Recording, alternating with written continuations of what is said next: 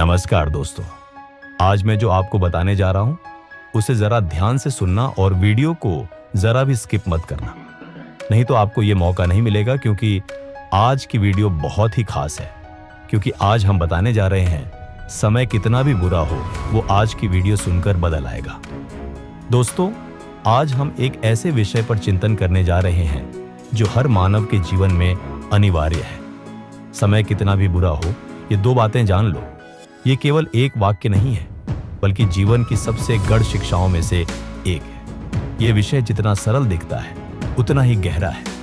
भगवान बुद्ध की शिक्षाएं इस सत्य को उजागर करती हैं कि दुख, कठिनाइयां, बुरे समय ये सब जीवन का हिस्सा है, और इनसे निपटने के लिए हमें दो बातों को कभी नहीं भूलना चाहिए। पहली बात ये, समय भी बीत जाएगा। बुद्ध ने अपने शिष्यों से कहा था, सब कुछ परिवर्तनशील है, चाहे सुख हो या दुख, वह स्थायी नहीं है।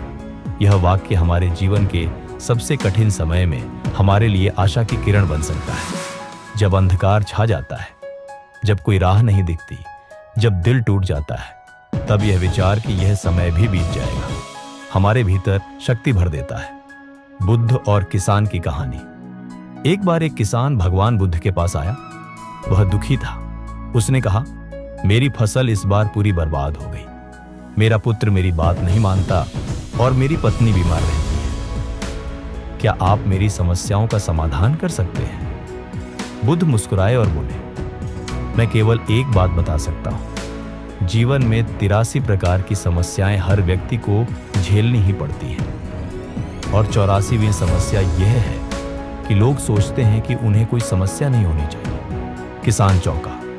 बुद्ध ने कहा, समस्याएं हमेशा रहेंगी, लेकिन तुम्हारा दृष्टिकोण उन्हें कैसे देखता है, यही सब कुछ बदल देता है। समय चाहे कितना भी बुरा हो, यह अस्थायी है। जैसे गर्मी के बाद बरसात आती है, वैसे ही दुहक के बाद सुख का मौसम आता ही है। हमें केवल धैर्य रखना है। दूसरी बात, तुम्हारे अंदर शक्ति है सहने और बदलने की। भगवान बुद्ध ने बार बार यह समझाया कि हमारे भीतर जो आत्मबल है वही हमें मुक्ति दिलाता है। जब समय खराब होता है, हम अक्सर बाहर समाधान ढूंढते हैं, पर बुद्ध कहते हैं, अब दीपोभव स्वयं दीपक बनो। अंगुलीमाल की कथा। अंगुलीमाल एक भयंकर डाकू जिसने 999 लोगों की हत्या की थी। एक दिन भगवान बुद्ध के संपर्क में आया। वह क्रोधित था, हिंसक था, पर बुद्ध शांत थे। उन्होंने बिना डरे कहा, मैं तो रुक गया, अब तो रुक। अंगुलीमाल ने पूछा, आप रुक गए? आप तो चल ही रहे हैं।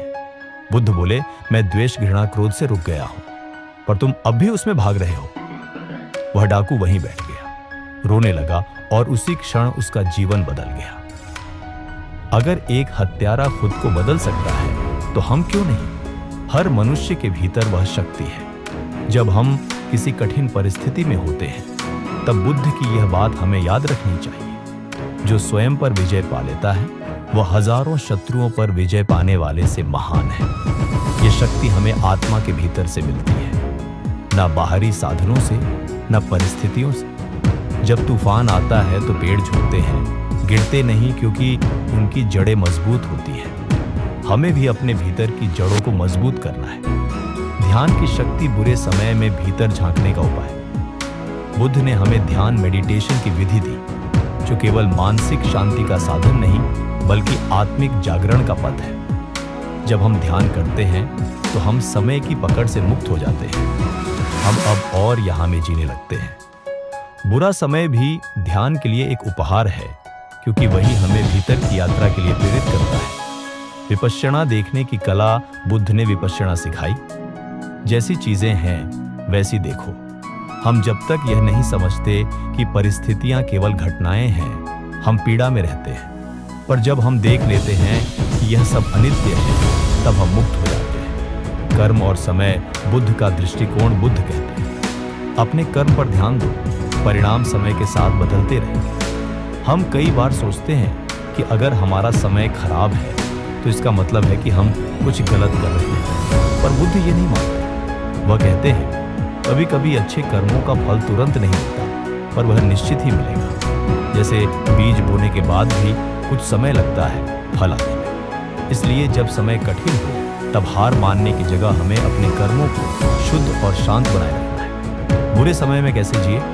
बुद्ध की 5 शिक्षा प्रणालियां। एक शील आचरण, कठिन समय में भी नैतिकता को न छोड़ें, यह आत्मबल को टिकाए रखता है। 2 समाधि ध्यान, मानसिक स्थिरता के बिना हम किसी भी समय का सामना नहीं कर सकते। 3 प्रज्ञा बुद्धि, विवेक से कार्य करने की कला ही हमें दिशा देती है। 4 उपेक्षा, संभाव, सुख दुख में एक समान दृष्टि। हम सोचते हैं कि जो छीन गया वही हमारा अस्तित्व था। अगर नौकरी चली गई तो मैं बेकार हूं, अगर रिश्ता टूट गया तो मैं अकेला हूं। जो ध्यान दिया विपश्यना, वह जीवन को उसी रूप में देखना सिखाता है जैसे वह है, बिना भय के, बिना भागे, बिना किसी अपेक्षा के।